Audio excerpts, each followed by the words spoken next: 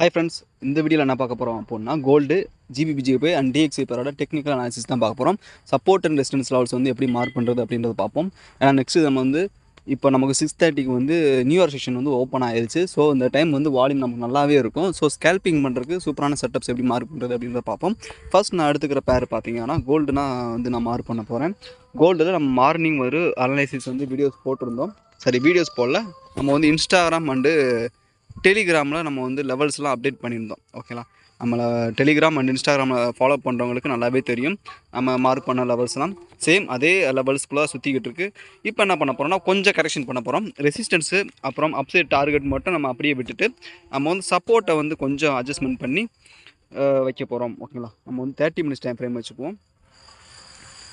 30 minutes time frame எடுத்துக்கிட்டோம் அப்படின்னா நமக்கு வந்து இந்த ரேஞ்சில் ஒரு ஸ்ட்ராங் சப்போர்ட் வந்து க்ரியேட் பண்ணியிருக்கு. ஸோ இந்த இடத்துல நம்ம என்ன பண்ணுறோம்னா லெவல்ஸை வந்து மாற்றி வைக்க போகிறோம், சப்போர்ட்டை மாற்றி வைக்க போகிறோம். இப்போ நான் என்ன பண்ணிக்கிறேன்னா டவுன் சைடு இருக்க அந்த சப்போர்ட் லைனை நான் இந்த ரேஞ்சில் வச்சுக்கிறேன். இந்த ரேஞ்சில் வச்சுக்கிறதுக்கான இங்கே மல்டிபிள் டைம் ரிஜெக்ஷன், அதாவது மார்க்கெட் வந்து ரெஸ்பெக்ட் பண்ணியிருக்கு. இந்த இடத்துல ரிஜெக்ட் ஆகிருக்கு. அதுக்கப்புறம் இந்த இடத்துல ஒரு புல் பேக், அடுத்து திரும்ப இங்கே ஒரு புல் பேக் கொடுத்துருக்கு. ஸோ இந்த இடத்துல நான் சப்போர்ட் லெவலை நான் வச்சுக்கிறேன். டவுன் சைட் டார்கெட் வந்து ஃபஸ்ட் டார்கெட்டாக நம்ம வந்து இந்த ரேஞ்சில் வச்சுக்குவோம். நமக்கு இது வந்து போதும்.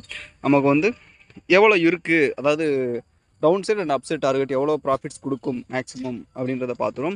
நமக்கு ஆல்மோஸ்ட் வந்து டவுன் சைடு வந்து ஒரு 37 பிப்ஸ் வரையும் ப்ராஃபிட் கொடுக்குறான பாசிபிலிட்டிஸ் வந்து அதிகமாக இருக்குது. அப் சைட் டார்கெட் பார்த்தோம் அப்படின்னா நமக்கு ஒரு 59 பிப்ஸ் வரையும் ப்ராஃபிட்ஸ் வந்து தாராளமாக கொடுக்கும். பிரேக் அவுட்காக வெயிட் பண்ணுவோம்.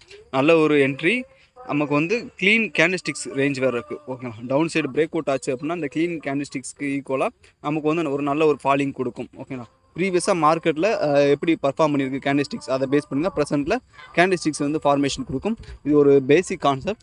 ஸோ இதை பேஸ் பண்ணி நமக்கு என்ன பண்ணோன்னா நமக்கு பிரேக் அவுட் ஆகும்போது இந்த ஸ்ட்ரக்சர் நமக்கு இந்த க்ளீன் கேண்டிஸ்டிக்ஸ் ஈக்குவலாக ஒரு ஃபாலிங் கொடுக்கும். அதே மாதிரி அப்சைடு நம்ம பார்த்துக்கிட்டோம் அப்படின்னா அப்சைடு ஒரு நல்ல ஒரு க்ளீன் கேண்டில் நமக்கு வந்து இருக்குது. அது வந்து நியூஸ் இம்பேக்டால் நமக்கு வந்து க்ரியேட் ஆனது. அதாவது சிபிஐ நியூஸில் வந்து உண்டான ஒரு கேண்டில். ஓகேங்களா, சரி ஓகே, நமக்கு வந்து சப்போர்ட் வந்து பண்ணிட்டோம். அப்புறம் ரெசிஸ்டன்ஸ் எல்லாமே ஓகே. இந்த செட்டப்ஸ்க்காக வெயிட் பண்ணுவோம். நியூ எக்ஸ்டென்ஷன் முடிகிற வரையுமே நமக்கு ஒரு நல்ல ஒரு வால்யூம் இருக்கும். அதுக்குள்ளே நம்ம என்ட்ரி எடுத்தோம் அப்படின்னா நல்ல ஒரு ப்ராஃபிட்டே புக் பண்ண முடியும். அப்புறம் நெக்ஸ்ட்டு டிஎக்ஸ்ஐ பேர் பார்த்துருவோம். டிஎக்ஸ்ஐ பேர் வந்து நோ அட்ஜஸ்ட்மெண்ட், நம்ம சேம் அதே இதுக்குள்ளேயே வச்சுக்குவோம். நமக்கான சப்போர்ட் வந்து பார்த்தோம் அப்படின்னா 104.272 அந்த ரேஞ்சிலையும், ரெசிஸ்டன்ஸ் வந்து பார்த்தோம் அப்படின்னா 104.457 அந்த ரேஞ்சில் நமக்கு வந்து க்ளீனாக இருக்குது. நமக்கு down side and up side target வந்து பார்த்தோம்னா க்ளீனாக இருக்குது, க்ளீன் கேண்டிஸ்டிக்ஸ் இருக்குது. ஸோ க்ளீனாக போயிட்டு நமக்கு பிரேக் அவுட் ஆச்சு அப்படின்னா க்ளீனாக போயிட்டு டார்கெட் அச்சீவ் ஆகும். பிரேக் அவுட்காக வெயிட் பண்ணுவோம். நெக்ஸ்ட்டு ஜிபிபிஜேபி பேர் பார்த்துக்குவோம். ஜிபிஜேபி பேரில் நம்ம மார்க் பண்ணி ஸ்ட்ரக்சர் வந்து பார்த்தோன்னா ஃபெயிலியர் தான். ஓகேங்களா, நல்ல ஒரு கன்சால்டேஷன்லேயே சுற்றிக்கிட்டு இருக்குது. இப்போ இந்த லெவல்ஸ்லாம் டெலீட் பண்ணிவிட்டு திரும்ப நம்ம வந்து மார்க் பண்ணுவோம் சப்போர்ட் அண்ட் ரெசிஸ்டன்ஸை. நான் வந்து சப்போர்ட் வந்து பார்த்தீங்கன்னா இந்த ரேஞ்சில் வந்து மார்க் பண்ணுறேன். இந்த ரேஞ்சில் மார்க் பண்ணுறதுக்கான இந்த இடத்துல எங்கிட்டுமே க்ளீன் கேண்டிஸ்டிக்ஸ் இல்லை. ஸோ நான் வந்து இங்கே தான் நமக்கு வந்து இருக்குது. அதனால் என்ன பண்ண போகிறோம், இங்கே இருக்க இந்த multiple time rejection break out ஆகிற வரை நம்ம வெயிட் பண்ண போகிறோம். அதுக்கிடையில் எந்த ஒரு என்ட்ரியுமே நம்ம வந்து ப்ளேஸ் பண்ண மாட்டோம். ஓகேங்களா, இது என்ன பண்ண போகிறேன், கலர் சேஞ்சஸ் பண்ணிவிட்டு ஆரஞ்சு கலர் வச்சுக்கிறேன். இது நமக்கு வந்து சப்போர்ட்டு. நெக்ஸ்ட்டு ரெசிஸ்டன்ஸ் பார்த்தோம் அப்படின்னா இங்கே இருக்கக்கூடிய மல்டிபிள் டைம் ரிஜெக்ஷன் ஒரு ஸ்ட்ராங் ஜோன்ஸாக இருக்குது. இதை பார்த்தோம் அப்படின்னா நமக்கு தெரியும். ஓகேங்களா, பிரேக் அவுட் ஆகிற கேண்டில் என்றைக்கு என்ட்ரி போகாதீங்க. போனீங்க அப்படின்னா கண்டிப்பாக நமக்கு வந்து ஃபேக் பிரேக் அவுட்டாக தான் கொடுக்கும். இங்கே வந்து பார்த்தீங்கன்னா இந்த கேண்டில் வந்து பிரேக் அவுட் கொடுத்தது. சப்போஸ் அந்த கான்செப்டை பற்றி தெரியாதவங்க என்ன பண்ணுவாங்க அப்படின்னா எடுத்தோடனே போயிட்டு என்ட்ரிஸ் எடுத்துருவாங்க. அதாவது பிகினர்ஸ் தான் நிறைய பேர் இந்த மாதிரி மிஸ்டேக் கொடுப்பாங்க. நமக்கு வந்து சப்போர்ட்டர் ரெசிஸ்டன்ஸோ பிரேக் அவுட் ஆயிடுச்சு, நம்ம போய் என்ட்ரி எடுக்கணும் அப்படின்னு. பிரேக் அவுட் கேண்டில் எந்த ஒரு கான்செப்ட் நீங்கள் யூஸ் பண்ணி எடுத்தாலும் சரி, அதாவது இப்போ ட்ரையாங்கிள் பேட்டர்னு இல்லை சேனல் பேட்டர்ன் இந்த மாதிரி எந்த ஒரு கான்செப்ட் நீங்கள் எடுத்துக்கிட்டீங்க அப்படின்னாலும் பிரேக் அவுட்லேயே போயிட்டு என்ட்ரிஸ் எடுத்திங்கன்னா கண்டிப்பாக ஃபேக் பிரேக் அவுட்டாக தான் கொடுத்துரும். சடனாக ஒரு மூவ்மெண்ட் கொடுத்து திரும்ப அப்படியே ரிவர்சல் ஆகும். ஸோ அதனால் நம்ம வந்து க்ளீன் பிரேக் அவுட்காக வெயிட் பண்ணுவோம். இப்போ நமக்கு வந்து ரெசிஸ்டன்ஸ் வந்து பார்த்தோம் அப்படின்னா 189.230 அந்த ரேஞ்சில் நமக்கு வந்து நல்லாவே இருக்குது.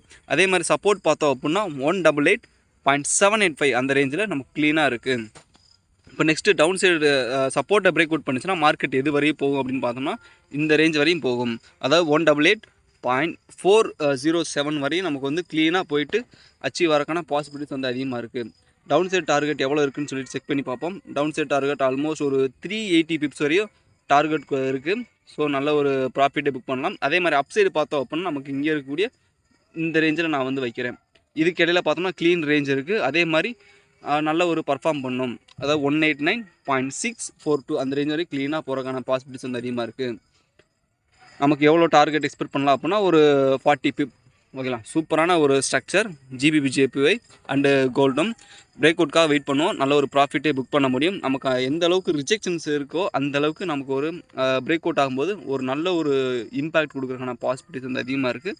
பிரேக் அவுட்காக வெயிட் பண்ணுங்கள். அதுக்கு இடையில எந்த ஒரு என்ட்ரிஸும் எடுக்காதீங்க. அப்புறம் ஒன் டைம் போய்ட்டு ஃபாரெக்ஸில் என்னென்ன நியூஸ் இருக்குதுன்னு ஒன் டைம் செக் பண்ணிக்கங்க. அது ஒரு நல்ல ஒரு ஆப்ஷனாக இருக்கும். ஏன்னா நான் இன்றைக்கி என்னென்ன நியூஸ் இருக்குன்னு நான் செக் பண்ணல. நீங்கள் ஒரு டைம் செக் பண்ணிங்க. ஓகேங்களா, நெக்ஸ்ட் ஒரு வீடியோவில் பார்ப்போம். Thank you friends.